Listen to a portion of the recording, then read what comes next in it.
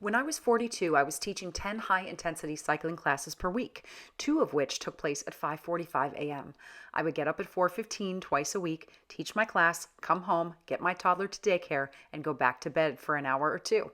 During the 7 months I had this schedule, my health started doing weird things. Disrupted sleep, lower sex drive, brain fog, irritability, and more. I couldn't understand why I, an experienced fitness expert, would be suddenly not able to handle my workload. I called my doctor, and after asking me a few questions, he said I was most likely in perimenopause.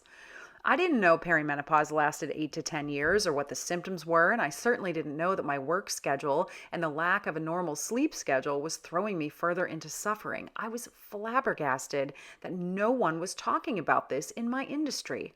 The next day, I dropped those two classes and I requested a schedule that was more consistent for someone like me, a 40-something mom in an industry largely focused on 20-somethings. My manager was half my age and looked at me like I was nuts. I felt like a failure, like I was making an excuse, like I was losing my edge. But what I knew was I had an opportunity to open up the gates to other women like me who were feeling out of place in their ever changing bodies.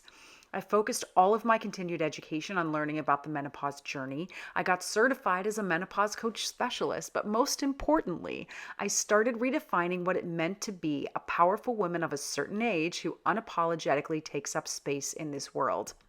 If it hasn't happened for you yet, at some point, perimenopause will stop you in your tracks and you'll realize you cannot operate the way you did when you were younger.